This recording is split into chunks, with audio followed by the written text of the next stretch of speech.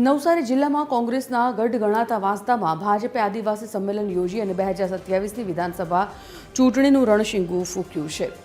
આ કાર્યક્રમમાં પ્રદેશ ભાજપના દિગ્ગજ આદિવાસી નેતાઓ ગણપત વસાવા, નરેશ પટેલ, અરવિંદ પટેલ અને સાંસદ ધવલ પટેલનું અભિવાદન કરવામાં આવ્યું હતું। સંમેલન પૂર્વે ડીજેના તાલે આદિવાસી નૃત્ય સાથે ભવ્ય રેલી કાઢીને શક્તિ પ્રદર્શન કર્યું હતું। વલસાડ ડાંગના સાંસદ ધવલ પટેલે વાંસદામાં 550 કરોડના વિકાસ કામો કર્યા હોવાની ખાતરી આપી હતી। સાંસદ ધવલ પટેલે સ્થાનિક કોંગ્રેસના ધારાસભ્ય પર આકરા પ્રહારો કરીને આગામી ચૂંટણીમાં ભાજપનો જ ધારાસભ્ય આવશે તેવો પણ મક્કમ આશાવાદ વ્યક્ત કર્યો હતો। ત્યારે આદિવાસી સમાજમાંથી વલસાડનો સાંસદ છું, વાંસદાનો ધારાસભ્ય પણ છું તેવું નિવેદન તેમણે આપ્યું હતું। ભલે હું આદિવાસી સમાજમાંથી વલસાડ ડાંગ લોકસભાનો સાંસદ છું, પણ વાંસદાનો ધારાસભ્ય પણ હું જ છું। એ પણ આજે તમને કહીને જાઉં છું, કારણ કે અહીંયાના જે ધારાસભ્ય છે એ કોઈ પણ કામ કરવામાં એમને રસ નથી। અહીંયાથી ઉમરગામથી અંબાજી જાય, દાહોદમાં શું થાય, છોટા ઉદયપુરમાં શું થાય એની ચિંતા કરે, પણ ભાઈ તું વાંસદાની ચિંતા કરની, વાંસદામાં કેમ વિકાસ કરતા નથી?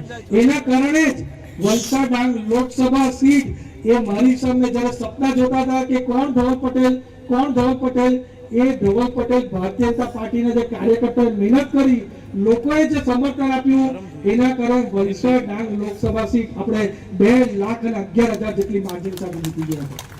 નવસારીના વાંસદા ખાતે આજે ભવ્ય આદિવાસી મહાસંમેલન યોજાયું છે। ત્યારે સીધા વલસાડ ડાંગના સાંસદ ધવલ પટેલ સાથે જાણીશું કે આજનો જે પ્રોગ્રામ છે તે કેવો રહ્યો અને કેવો પ્રતિસાદ મળ્યો છે। ધવલભાઈ, આજે મોટું મહાસંમેલન યોજાયું, આજે ભવ્ય આદિવાસી મહાસંમેલનનું આયોજન નવસારી જિલ્લાના વાંસદા વિધાનસભા અને વાંસદા તાલુકામાં રહ્યો, જ્યાં સ્વયંભૂ નવસારી જિલ્લા અને આજુબાજુ જિલ્લાના હજારો આદિવાસી એક સાથે જમા થઈને આદિવાસીઓનું સન્માન પણ કર્યું, આદિવાસી પરંપરા પણ ઉજવી, સાથે સાથે મોદી સાહેબ પર વિશ્વાસ મૂક્યો છે। એના થકી અમને 100% ખાતરી છે કે વાંસદા અને દેડિયાપાડા સહિત 27 વિધાનસભા સીટ ભારતીય જનતા પાર્ટી 100% જીતવાની છે।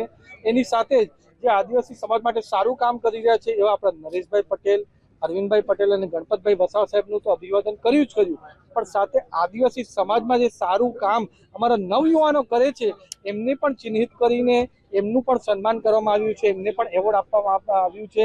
આ જ રીતે આદિવાસી સમાજનું કોઈ પણ ઉત્થાન થઈ શકે અને વિકાસ થઈ શકે એના માટે બધા સાથે મળીને કામ ચૂંટણીનું રણશીંગું ફૂંકવામાં આવ્યું છે। જી 100% જે રીતના લોકોનો પ્રતિસાદ હતો, લોકોનો વિશ્વાસ હતો, એનાથી 100% અમને ખાતરી છે કે વાંસદા અમે 100% ભવ્ય લીડ સાથે 2027માં જીતવાના છે।